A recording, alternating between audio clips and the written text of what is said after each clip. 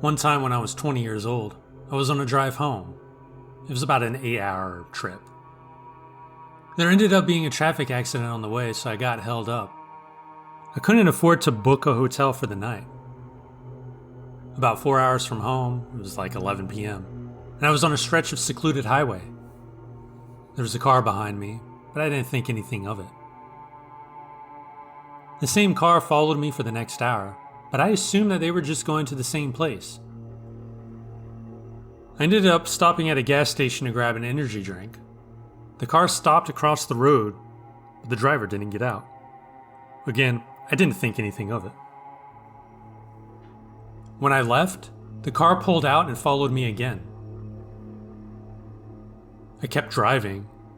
About an hour later, I pulled over at a rest stop to use the bathroom. The car, still behind me, stopped at the entrance of the rest stop, and again, the driver didn't get out. By this point, I got super creeped out. I was almost 2 hours from the next city, my home. I didn't know what to do. Just to be sure I wasn't going crazy, I pulled over at the next pullout. The car pulled over on a pullout behind it, but on the other side of the road. Again, they didn't get out, they just sat there. As soon as I got back into my town, I called my parents and told them what was going on. They told me to go downtown and make 4 left turns. I did, and again, the car followed me. My parents told me to drive to the police station. The car followed me the entire way to the police station. As soon as I turned in, they peeled off. I went inside and told the cops what happened. They sent a patrol officer to find the guy, but I never heard anything about it. I have no clue what the person's motives were. Now, I'm super cautious anytime a car is behind me at night.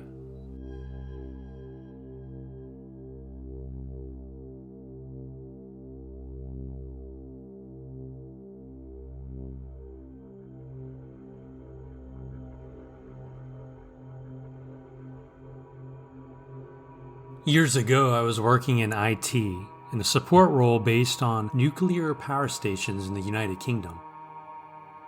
Had nothing to do with the plant side of things, just the office and desktop systems and supporting servers.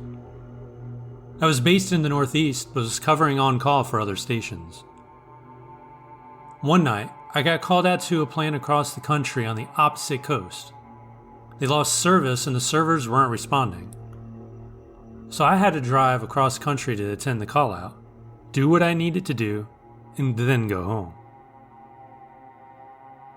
My journey back included some very out-of-the-way back roads up over the top of the moors. It was desolate, middle of nowhere, at 3 a.m. I was tired.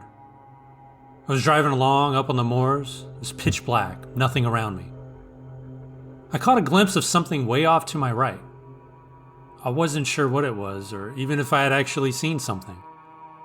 It looked like a flash or light. I don't even know. I kept driving when I saw it again, clear this time.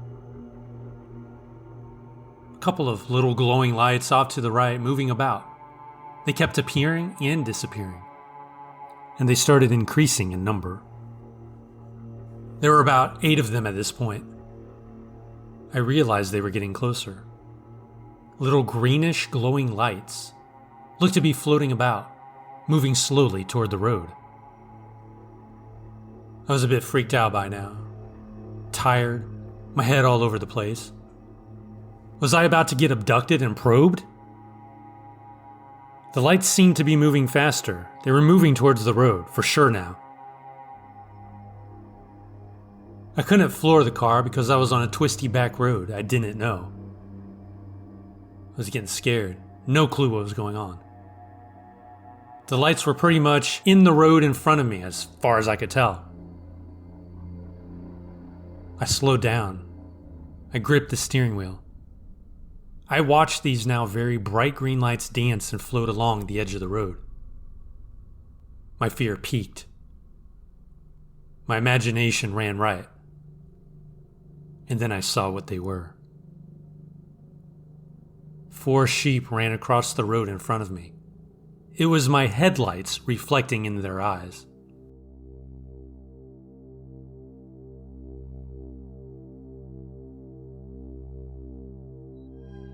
I was 17, new to driving. It was dark out and I was going to pick up a friend. However, I'd never been to their house before. I brought a second friend for some company on the drive. Our friend's house is in a very rural area. The GPS had us take a road that was more like a path through a field than anything, but it connected with the road we needed to be on. Towards the end of the road, there was a house with lots of people outside and a car parked in the road, essentially blocking it. We stopped a ways back from the group of people, and an older man, clearly drunk, came up to the window and asked what we were doing there on that road. We explained we were just following the GPS and were trying to get somewhere. He said the car should be moved in a minute and there was a stop sign up ahead on the other side of the barn where we could turn onto the road we needed. In the middle of all this, my friend noticed 2 guys picking up a girl and shoving her, kicking and screaming into the back seat of the car.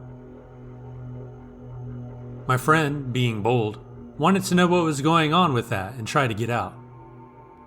I told my friend not to get out of the truck. Their car pulled off to the side. We slowly continued down the road to the stop sign. We sat there for a minute to see if we were to go left or right, and then boom, I got rear-ended by an SUV. I slid the cab window open and yelled, "What the hell?"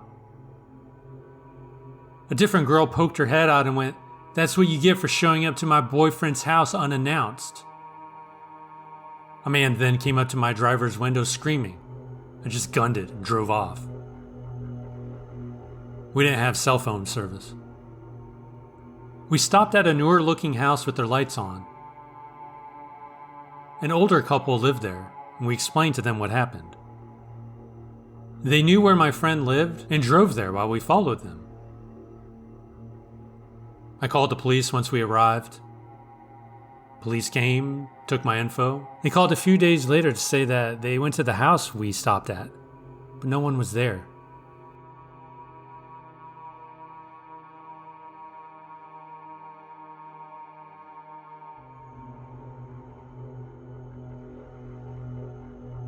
I was driving home from work late one night.